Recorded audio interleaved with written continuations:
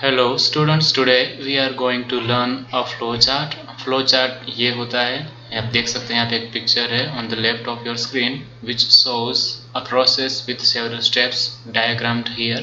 It means it is simply a diagram which shows all the steps of the process, and here the flowchart that we are going to learn today is about making wood pallets. As you can see here in the question, there are 7 steps in this process, as you can see in the picture, and we have to just look at all those steps before start to writing.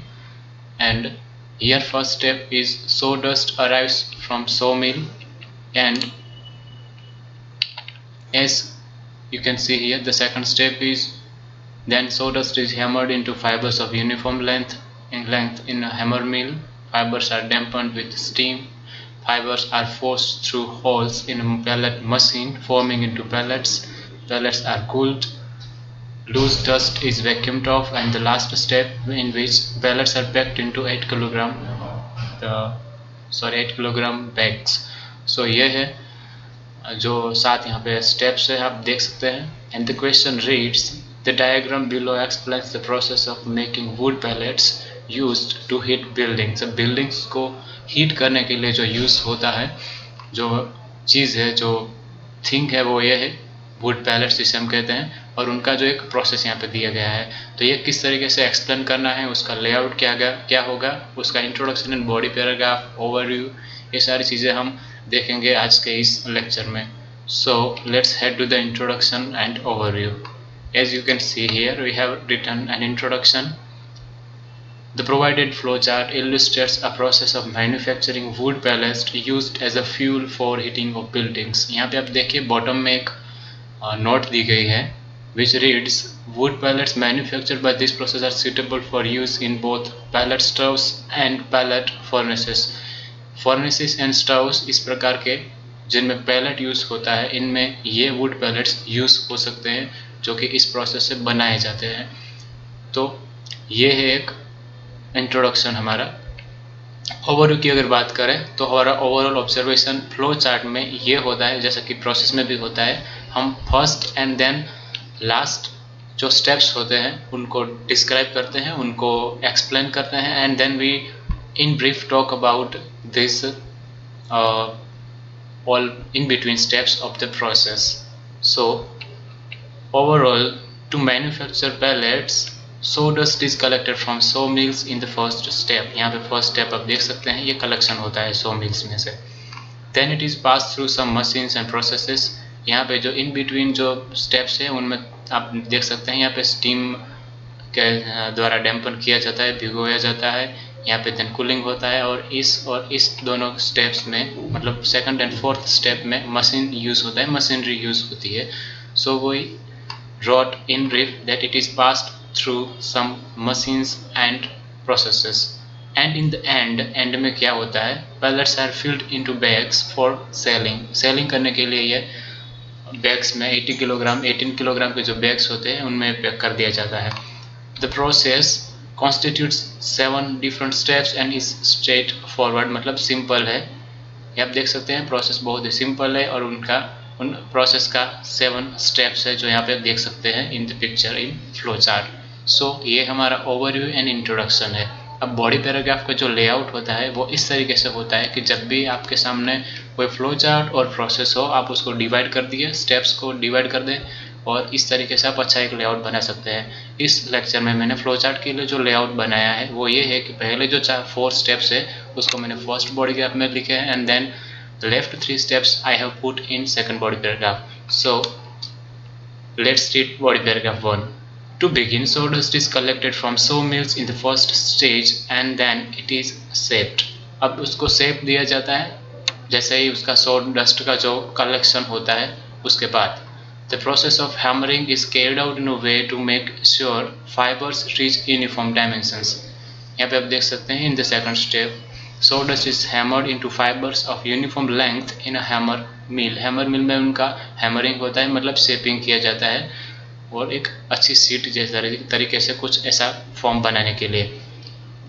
Following this मतलब next में क्या होता है, steam is used in order to dampen the fibres. जो fibre होता है, जो इसे हम कहते हैं, ये सो डस्ट पे हैमरिंग बन के फाइबर होता है और फाइबर को डैम्पन किया जाता है विथ स्टीम। स्टीम का यूज़ करके उनका डैम्पन करना, डैम्पन करने का मतलब उनको भिगोया जाता है, तो ये इनका डैम्पन होता है। इन द सब्सिक्वेंट स्टेज मतलब आगे के स्टेज में dampened sawdust is passed forcibly through a pellet making machine. Pellet making machine में से जो भिगोया हुआ जो फाइबर है उसे पसार किया जाता है और उसमें से पैलेट्स बनते हैं टू फॉर्म पैलेट्स।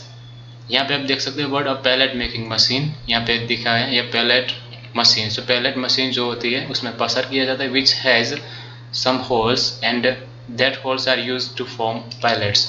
सो यहाँ से फर्स्ट से लेके फोर्थ स्टेप तक मैंने फर्स्ट बॉडी पैराग्राफ में लिखा है, and then in the second body graph I have written this last 3 stages of the process.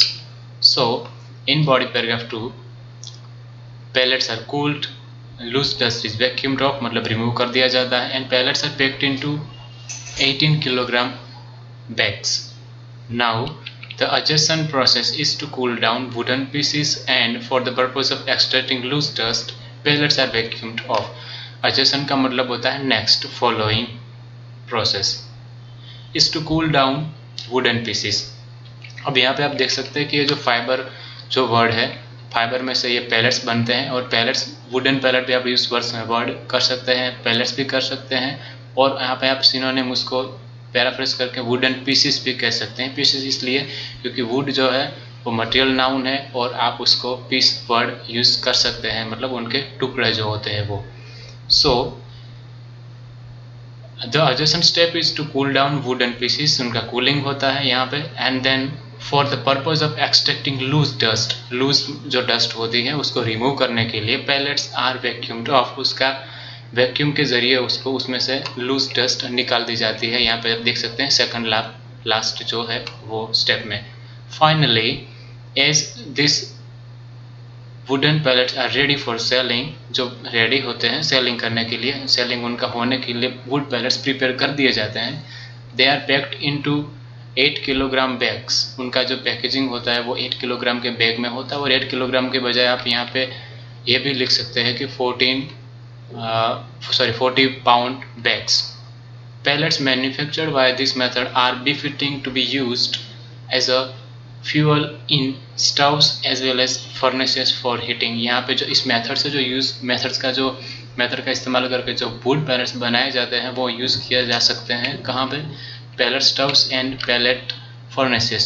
सो ये इसका भी मैंने एक पैराफ्रेज करके एक सेंटेंस बना दिया है। यहाँ पे मैंने वर्ड जो है मैन्युफैक्चर्ड उसको सेम ही रखा है, मैंने सिनोनिम उसका यूज़ नहीं किया है। अगर आप चाहें तो यहाँ पे यूज़ कर सकते हैं कि pallets made via, pallets manufactured via, और बस आप उसका दो ही जो सिनोनिम है वो अच्छे हैं, आप यूज़ कर सकते हैं। मेक और प्रोड्यूस भी आप यूज़ कर सकते हैं, मेड और produced. Via this method are befitting मतलब सूटेबल होता है, सूटेबल का सिनोनिम है यहाँ पे। To be used as a fuel in stoves as well as furnaces for heating. So यहाँ पे जो नोट थी, बॉटम नोट या फिर टॉप नोट ऐसी होती हैं ग्राफ में, आप इसका इस्तेमाल करके भी आप एक सेंटेंस बना सकते हैं। And you have to make sure that you write 180 to 190 words to stay around the limit so that you can reach 150 words limit. Okay, so this is how we write a flow chart, and flow chart में जो मैंने बताया उस तरह के step का आपको ख्याल रखना है।